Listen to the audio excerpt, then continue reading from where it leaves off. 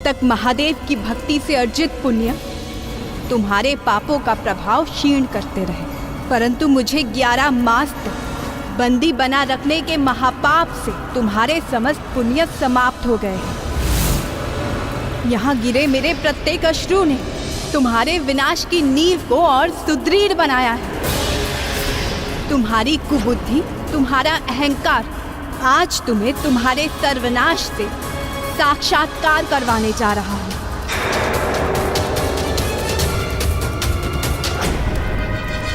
मेरा नहीं, उस वनवासी का होगा सर्वनाश, जिसके संहार के लिए महादेव और ब्रह्मदेव के वरदानों के अतिरिक्त मैं उस महाविनाशक शक्ति को जागृत कर अपना साथ देने के लिए विवश कर दूंगा। वो महाविनाशक शक्ति उन त्रिदेवों ब्रह्मा, विष्णु, महेश तीनों की शक्तियों से मेरा रक्षण करेगी।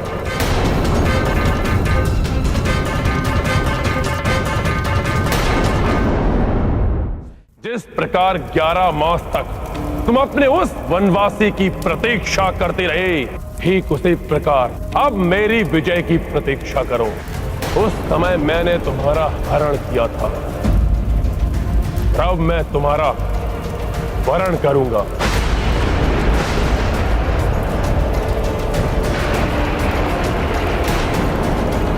स्वयं अपनी मृत्यु को निमंत्रण दे रहे हो तुम मूर्ख।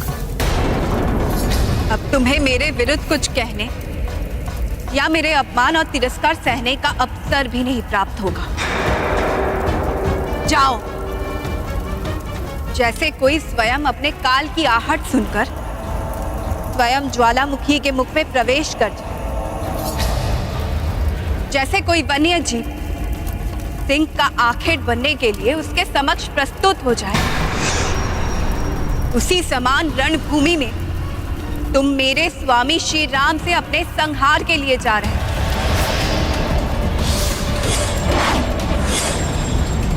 शीघ्र ही तुम अपना खंडित शीश देखोगे।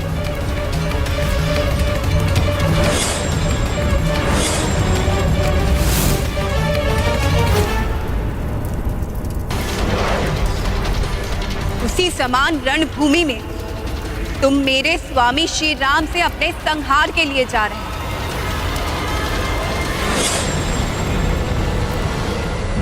प्रभु, आप धर्म को अग्रता देकर मेरे उस अधर्मी भ्राता को एक और अवसर तो प्रदान कर रहे हैं, परंतु मुझे भय है कि वो शोक मनाने के स्थान पर कोई और घोर निकृष्ट यत्न तो नहीं करने वाला।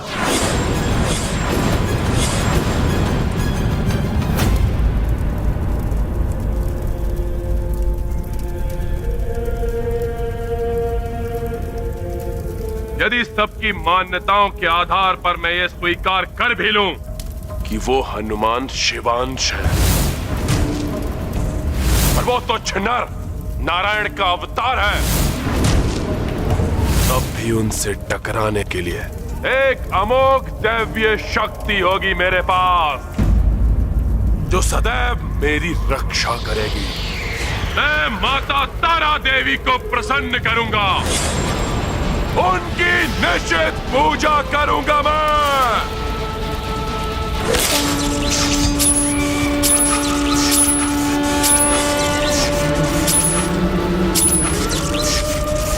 निश्चित पूजा और अवैदिक मंत्रों के निरंतर जाप से मैं माता तारा देवी को दर्शन देने के लिए विवश कर दूंगा, उन्हें अपनी रक्षा के लिए बाध्य करूंगा मैं। फिर देखते हैं कि वो हनुमान और वो तुच्छ नर किस प्रकार युद्ध करते हैं मुझसे। महाराज विभीषण, अधर्मी चाहे कोई भी पथ चुने, परंतु धर्म युद्ध मात्र धर्म पथ पर ही चलकर लड़ा जा सकता है। क्या यही एक विकल्प शेष है महाराज लंकेश? निषिद्ध पूजा के परिणाम अत्यंत भीषण हो सकते हैं। इसके अतिरिक्त और कोई विकल्प सोचने का समय नहीं है मेरे पास। शीघ्र अंत करना है मुझे इस युद्ध का। परंतु महाराज, ये कार्य तो आप अत्यंत सहजता के साथ कर सकते हैं। स्मरण कीजिए महाराज, देवी शूर्पणखा के शब्द। परम पराक्रमी खर और दूषण और उनके 14 सहस्त्र रक्ष सैनिकों का संहार करते समय वो राम अपने स्थान पे अड़िग खड़ा रहा। युद्ध के पूर्व ही घोषणा कर दी थी उस राम ने। यदि युद्ध करते समय मुझे एक पग भी पीछे हटना पड़ा तो मैं अपनी पराजय स्वीकार कर लूंगा। हमारे रक्ष योद्धा उसे तनिक भी नहीं डिगा सकते। पीछे नहीं हटे उस राम के पांव। अर्थात उसको एक पग पीछे हटाने से ही वो पराजित हो जाएगा। इसलिए युद्ध स्थल में पूर्ण एकाग्रता के साथ मात्र इतना करने के लिए आपको तत्पर रहना होगा महाराज। खरदूषण अवश्य असफल हो गए, परंतु रावण उस वनवासी को पीछे हटने के लिए बाध्य कर देगा। कदापि असफल नहीं होगा रावण। महाराज, जब विजय प्राप्त करने का इतना सरल उपाय उपलब्ध है तो इतनी घोर निषिद्ध पूजा आखिर क्यों? नहीं, निषिद्ध पूजा से कदापि पीछे नहीं हटेगा रावण। अब किसी विपत्ति की छाया नहीं पड़ने दूंगा अपने ऊपर। महाराज लंकेश, निषिद्ध पूजा ही आपके लिए सबसे अधिक विपत्ति का कारण बन सकती है। सहज नहीं है निषिद्ध पूजा माता की। माता तारा का अत्यंत हिंसक, उग्र और प्रचंड रूप है महाराज।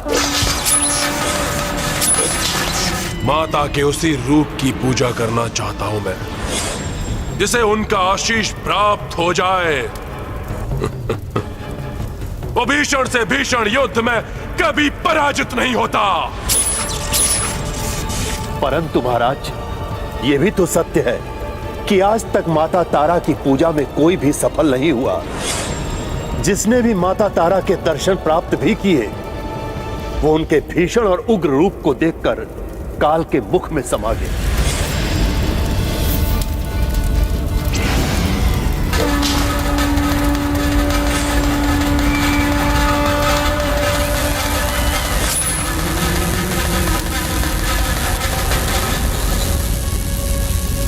मृत्यु की आशंका से भयभीत होना स्वभाव नहीं है मेरा, और प्राण खोने का कोई भय नहीं है मुझे।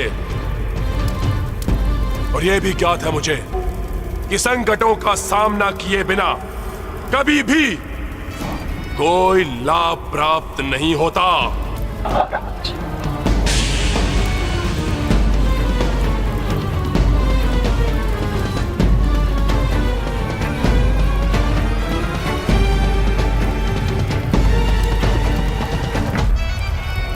रावण हूं मैं, अपनी भक्ति से महादेव और ब्रह्मदेव को भी प्रसन्न कर चुका हूं मैं, और आज माता शक्ति को भी प्रसन्न करके दिखाऊंगा मैं।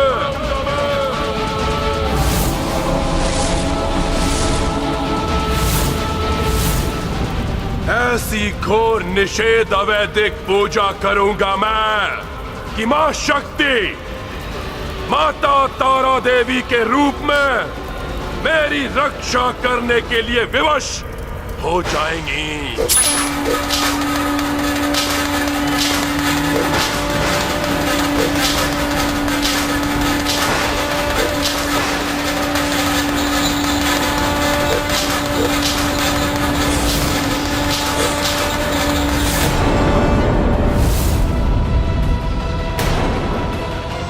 अति आत्मविश्वास और अहंकार व्यक्ति को पतन की ओर ले जाता है।